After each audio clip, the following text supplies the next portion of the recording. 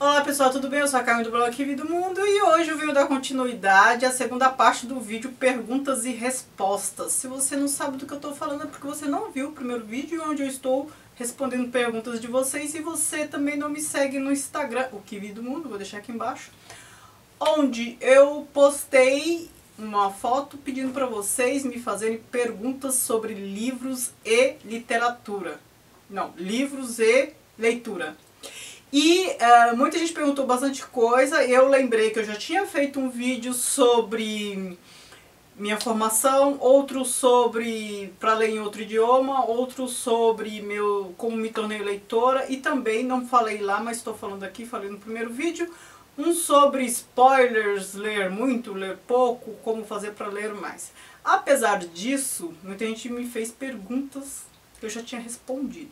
Mas aí no primeiro vídeo eu também fiz um sobrevoo, respondi e retomei algumas ideias que eu já tinha respondido ou comentado em vídeos alhures. Olha que palavra bonita. Eu vou deixar esses 4 vídeos que eu citei em que eu estou comentando essas coisas aqui embaixo, além a primeira parte desse vídeo que eu vou deixar aqui, de perguntas e respostas, onde eu respondi as perguntas aleatórias e respondi perguntas sobre hábitos de leitura, né? O meu ritmo e tudo mais. Neste vídeo aqui eu vou responder perguntas mais específicas sobre livros preferidos, autores, enfim, algumas preferências relacionadas a livro, tá? Então dividi em 2 partes, não ia ficar longuíssimo. Pergunta: um livro que eu li e não gostei. Eu sempre procuro ver alguma coisa boa no livro, porque assim, vocês sabem, quem me segue há algum tempo sabe que eu gosto muito de boas narrativas. O enredo pode ser banal, se a narrativa for boa, o livro se torna muito bom. E o oposto também é verdadeiro, é por isso que eu fiz um vídeo sobre livros, enredos bons e narrativas ruins. Uma narrativa ruim estraga o livro, então assim, um bom enredo pode se perder por conta de uma má narrativa.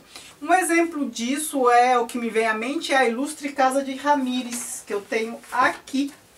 É do Eça de Queiroz. A história é boa, eu sei que é boa, mas a forma como é narrado não me agradou, uma forma distanciada. E aí já tem outra pergunta sobre o que me incomoda, o que me decepcionou no livro, eu já vou responder agora. É exatamente isso, uma narrativa distanciada, uma narrativa que não envolve o leitor. O que é característico nessa narrativa é o fato de ela ser narrada em terceira pessoa por um narrador não necessariamente onisciente. Os oniscientes costumam nos envolver mais. É um narrador que distancia o personagem do leitor. Não estou dizendo que todas as narrativas em terceira pessoa fazem isso, mas uma narrativa distanciada, ela normalmente é em terceira pessoa, mesmo porque em primeira pessoa é muito intimista. Então assim, um exemplo disso é esta. Outro exemplo, um livro que eu acabei de ler agora, A Raposa Já Era o Caçador, da Herta Müller. E assim, eu me sinto muito distanciada da história. Então assim, bons enredos acabam não tendo minha atenção, porque a forma de narrar é fria e distante. Se é para causar um efeito de discurso, como eu acho que é no caso da Herta Müller, ok, mas ainda assim para mim fica no prejuízo. Quando nem é para causar um efeito de discurso, pior ainda, certo? Melhor livro, autor publicado depois dos anos 2000. Tem vários, mas eu vou mostrar um que eu gosto bastante. É o Ian McEwan, Reparação. Eu conheci esse autor na Flip, acho que em 2005, já faz muito tempo. E eu o conheci por meio de um outro livro. Lá eu comprei um livro e tem autografado Amor pra Sempre. Então Reparação eu li depois, comprei depois. Mas este é melhor que o outro.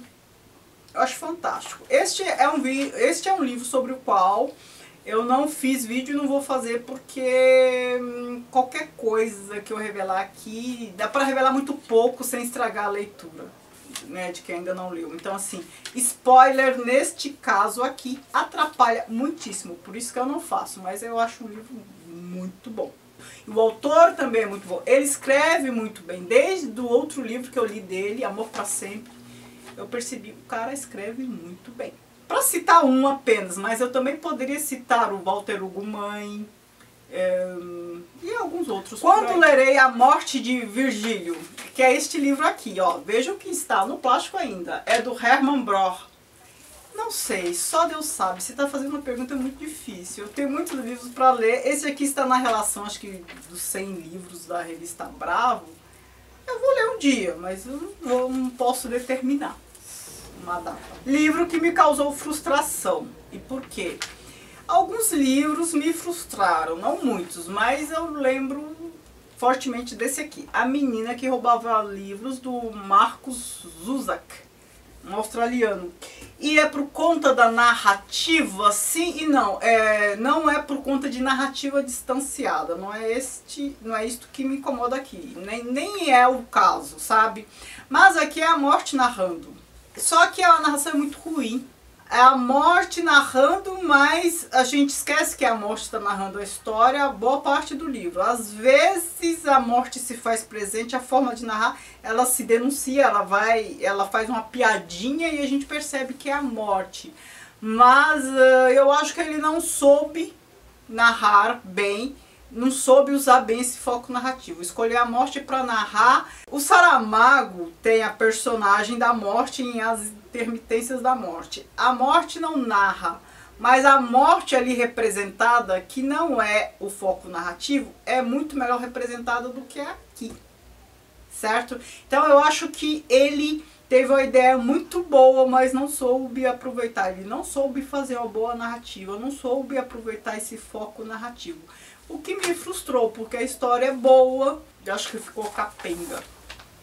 Um livro que me fez chorar de molhar a página. Eu acho que eu até choro em algumas leituras, mas não a ponto de molhar a página. Eu tive dificuldade de achar um livro para citar aqui. Mas eu lembro que quando eu era mais jovem, eu chorava muito lendo os livros do Charles Dickens, né? Porque é sempre o menino órfão chorando e tal. Sofrendo, né? Acho que quem chorava era eu. Se bem que o garoto chorava também.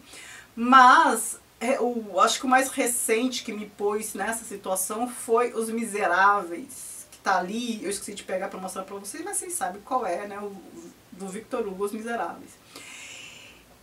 Um episódio assim, que eu lembro que eu chorei, assim, que me incomodou muito, foi a situação da Fantine. O episódio dos dentes da frente da Fantine me deixou assim, torcida, assim, sabe? Achei demais. O que decepciona no livro é o que eu falei quando eu citei a Casa do Ramírez, a ilustre Casa do Ramírez. A narrativa distanciada, uma narrativa que me deixa à margem da história, né? É essa sensação que eu tenho. Uma narrativa distanciada, e essas narrativas distanciadas, eu vou repetir, normalmente são em terceira pessoa, do singular, mas não é o fato de ser terceira pessoa do singular que vai fazer a narrativa ser distanciada, porque há boas narrativas em terceira pessoa do singular, né? Principalmente aquelas que têm um narrador onisciente, onipresente, onitudo, como Balzac, que não são nada distanciadas. Então, assim, não é isso que determina. É uma característica das narrativas distanciadas, mas não é isso que determina o fato de ser distanciado. E eu me sinto à margem, eu não me envolvo nem com a história, nem com os personagens, né? Então, teve gente que falou, não gosto de tradução ruim. Eu também não, mas aí, às vezes, para saber se a tradução é boa ou ruim, você tem que ter o original e cotejar, né? O poema, se eu puder ler no original, eu prefiro, né? Porque aí são outros critérios de língua que são envolvidos, tá? Autor português favorito? O Saramago. O Walter Hugo Mãe eu também gostei, li só um livro dele, eu tenho mais, mas ainda não li. Eu gostei bastante, mas eu não sei se ele é considerado português. Eu sei que ele nasceu na Angola, foi para Portugal, eu acho que ele é considerado português. Mas assim, como eu só li um livro dele, vou citar o Saramago, de quem eu já li mais livros e eu gosto bastante. Como começar a ler Sartre? Eu vou dar duas respostas a essa pergunta. Você pode começar a ler Sartre não lendo Sartre. Se o que você quer entender melhor em Sartre é a questão do existencialismo, né, principalmente o ser e o nada, para você entender melhor esse aspecto de Sartre, eu aconselho Rousseau. O meu está em francês, mas em português o título é Discurso sobre a origem da desigualdade entre os homens. Não é todo o livro que vai ajudar a entender Sartre, mas é uma parte bem específica em que o Rousseau fala lá dos bichos, acho que ele fala da tartaruga, do gato, sei lá. Os bichos nascem prontos, né? A tartaruga nasce já nada, a raia já nasce nada, já os porcos já nascem andando e já mama e tal. O homem nasce incompleto. O bicho é sempre da mesma forma. Então, sim, um peixe, um cavalo, sei lá, de 500 anos é como hoje. Se comporta da mesma forma, já nasce pronto e se comporta da mesma forma sempre. Tem as mesmas características. O homem não. Primeiro que o homem não nasce pronto, né? Ele, se você deixar um bebê à deriva, ele morre. Ele precisa... Ele não sabe andar, não sabe falar, ele não sabe se virar ainda, ele é dependente. E também o homem se faz, homem no sentido de ser humano, não estou falando de gênero. O homem pode mudar de sexo, né? Tem homem que se torna mulher, mulher que se torna homem, pode mudar de preferência, pode mudar de gosto, pode mudar de aparência, pode mudar de hábito, pode mudar de costume, pode mudar de ideia, pode mudar tudo. Ele se faz. Ao contrário dos bichos, os bichos são sempre iguais. Então, os bichos são, daí vem o ser. E o homem é nada. Por quê? Porque ele se faz a partir do nascimento. Ele se faz a partir da existência. Ele tem que existir para começar a se fazer. O bicho não. O bicho já nasce pronto, ele é. O homem é nada. O ser e o nada. O homem é nada porque ele vai se fazer ainda. E a gente começa a entender isso por conta... Não só por conta disso, mas este ajuda a entender, porque ele traz essa questão dos bichos que são.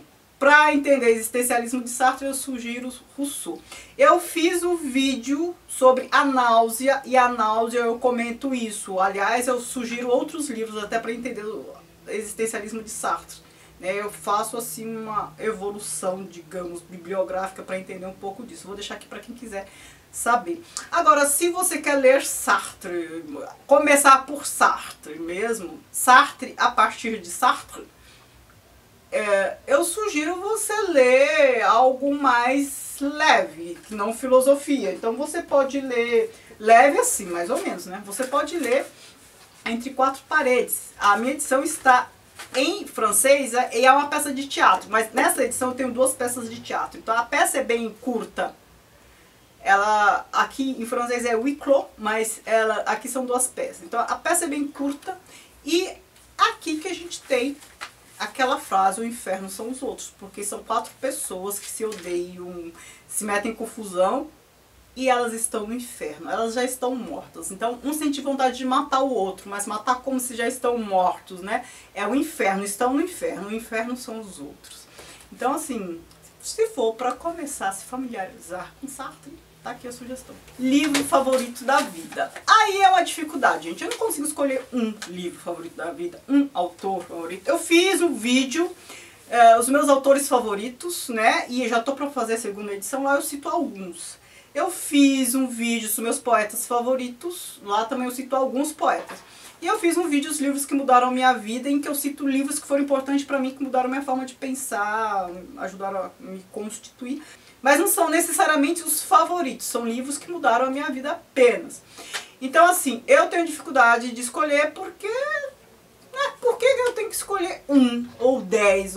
É difícil, e aí é como se eu já tivesse lido tudo na vida e fosse escolher alguns. Não, eu vou ler mais. Então assim, tem alguns que eu gosto muito, mas eu não consigo chegar ao número. Quem me acompanha há algum tempo já sabe disso e sabe também que dentre esses que poderiam ser os favoritos da vida, eu sempre cito 2. Eu não faço vídeo porque eu não sei escolher 10, não consigo. Enfim, de Dostoiévski eu escolheria o quê, por exemplo? Crime e Castigo ou Os Irmãos Karamazov? Não sei, né? Por que eu tenho que escolher? Eu acho isso difícil. Mas os 2 livros que, se eu fizesse uma lista, com certeza estariam lá, são Cidades Invisíveis, do Calvino, e O Vermelho Negro, do Stendhal. Eu já fiz um vídeo sobre cada um deles, eu vou deixar aqui. Certo? Já li mangás? Já li mangás. Não leio muito, não é porque eu não gosto, eu adoro HQ, graphic novel, mas é que eu não estou comprando, né? E vocês percebam que eu quase já não tenho espaço e eu tenho muito livro para ler. Eu acho que eu vou morrer sem ler tudo que eu tenho aqui. E então eu fico pensando, comprar pra quê? Eu compro assim, esporadicamente uma coisa ou outra, e ultimamente eu compro mais e-books, né? Porque eu já não tenho muito lugar pra colocar, isso quando compro, viu? Por isso que eu não faço book haul, né? Eu quase nunca compro e eu tenho que ler. Eu não quero ser consumista para livros também, eu quero ler o que eu tenho. A não ser que eu precise ler alguma coisa que eu ainda não tenho, precise de algum livro para dar aula, alguma coisa assim. Autores nacionais contemporâneos favoritos. Eu vou citar 3. Um para poesia, para poema, outro para teatro e outro para romance, novela, enfim. Todos já morreram, mas como eles morreram quando eu já estava viva, então são contemporâneos. Então, para poema, Drummond. Para teatro, Dias Gomes. E para conto, romance, Caio Fernando Abreu. São só 3, gente. Eu poderia citar outros, se parar e pensar eu vou chegar em outros, mas é aquilo que eu já expliquei, né? Eu tenho dificuldade de escolher um só e eu acho que isso reduz muito. Depois a gente já muda de ideia. Mesmo escolhendo mais de um, já muda de ideia. Leio mais clássicos ou lançamentos? Eu acho que eu leio mais clássicos, porque eu sigo as listas, né, 100 livros essenciais da literatura mundial da revista Bravo e também da revista Bula. Então eu acabo lendo mais clássicos, mas eu leio contemporâneo também. Mas como eu não compro, né, não estou comprando, não compro lançamento e tal, também não faço parceria com a editora, porque eu já não tenho onde colocar. Então, eu acho que eu tenho mais clássicos mesmo. Eu não tenho onde colocar e também não tenho tempo para ficar lendo e fazendo resenha. E aí seria um sacrifício para mim, já que eu tenho pouco tempo, tenho que ler. É como se fosse um trabalho a mais, né? E aí deixa de ser prazer, vira obrigação. E, né, contrato é contrato. Você tem que cumprir. Livro novo, reler um livro bom. Eu acho que eu prefiro um livro novo, porque eu tenho boa memória, eu costumo lembrar, né, nem que seja um pouco do livro bom, e eu gosto, assim, da expectativa de um livro novo. Embora eu releia também, vocês sabem que eu releio muito, né? Reli, por exemplo, vários livros ano passado. Ano passado foi um ano que eu reli muito. Livro que perdeu a graça na releitura ou o contrário, né? Acabei de dizer. Eu acho que nunca perde a graça. Quando eu releio, eu já lembro um pouco dele, eu releio porque eu sei que é bom. Então, assim, ele sempre aumenta de tamanho, de importância, de tudo. Porque, assim, se eu leio mais clássicos, são livros considerados já bons. Então, assim, a primeira vez que eu li tinha menos repertório do que eu tenho quando eu releio. Então, assim, eu tenho mais condições de apreciar mais. Então, o livro cresce, né? A tendência é essa. Livro prestigiado ou premiado que não gostei. Eu acho que esse que eu citei aqui, A Menina que Roubava Livros, que ele é bem comentado, bem famosinho, mas assim, por conta das razões que eu já explicitei, não gostei tanto. Livros de crítica literária e de história da literatura. É um pedido do James Thiago. E aqui eu vou mostrar alguns livros. Mas eu vou apresentar critérios, porque assim, pense, livros sobre a história da literatura. Pense, a gente tem literatura oriental ou ocidental. Se fosse já fazer essa divisão, ainda assim seria muita coisa. E quantas nacionalidades? Tem um aluno que já me pediu isso, que eu falei pra ele, eu vou falar pra vocês. Então assim, ou você escolhe um livro sobre uma nacionalidade, então literatura brasileira, literatura francesa, ou você escolhe um período. E aí você pode também mesclar as duas coisas, de uma nacionalidade e um período. Ainda assim vai ser superficial, gente, é muita coisa pra falar, então assim, é muito difícil. Mas eu vou mostrar 3 aqui. O primeiro, História Social da Arte e da Literatura do Hauser. Eu usei esse livro na primeira faculdade, é claro que eu li apenas trechos, mas ele se atenta mais até o Renascimento, né? Então, e é superficial, não tem como não ser, não estou dizendo que é ruim. Ele fala assim o que é essencial, né? Mas assim, não dá pra falar muito, né? E pense que ele só tá falando de literatura ocidental e não tá sendo tão abrangente, e olha o tamanho do livro. Agora, de literatura brasileira, pensem, olha aqui, babem. Eu tenho do Antônio Cândido, meu querido. Formação da literatura brasileira, momentos decisivos. 1750 a 1880. Percebam que tem um recorte, olha o tamanho do livro. Também li partes deste livro para a Faculdade de Letras. Eu tenho aqui História da Literatura Francesa, das origens à época contemporânea, do Lonson e Jouffroy. Ele está em francês, mas eu consulto esporadicamente esse livro para ler mais sobre Balzac. Eu venho aqui dar uma olhadinha, eu quero ler sobre Camus, venho aqui dar uma olhadinha. Mas percebam, ele é de literatura francesa, o outro brasileira. O outro é geral, mas vai ser superficial, gente. Ele só vai citar alguns, né, talvez não cite todas as nacionalidades. Então, assim, meu conselho é você se ater à época, período, e a uma nacionalidade específica, né? Porque senão fica difícil. Tem um autor que eu tenho recalque por não ter a obra dele. Quando eu estudava, estava esgotado. Mas agora eu acho que vocês já encontram para comprar, que é o Curtius.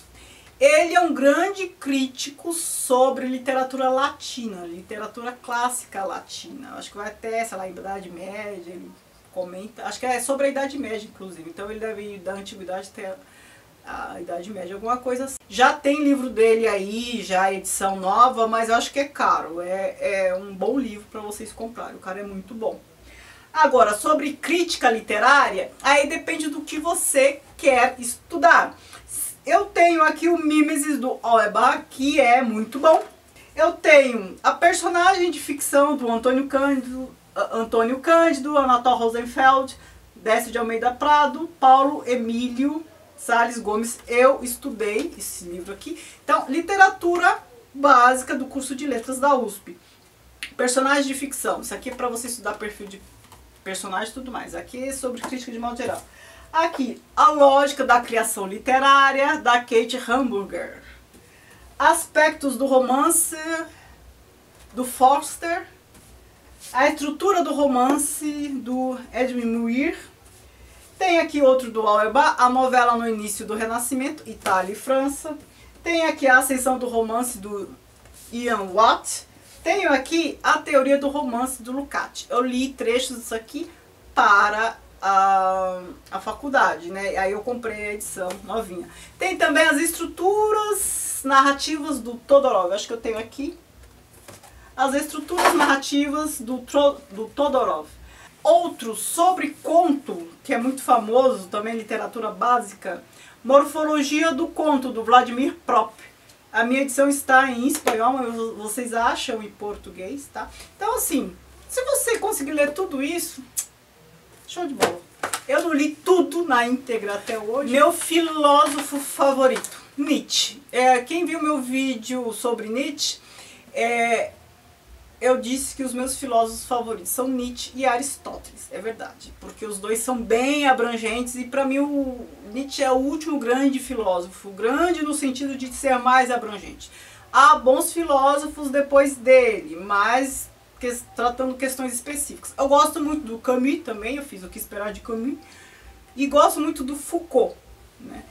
Mas se eu fosse escolher apenas dois, escolheria Nietzsche e Aristóteles. Se eu for escolher apenas um, acho que Nietzsche.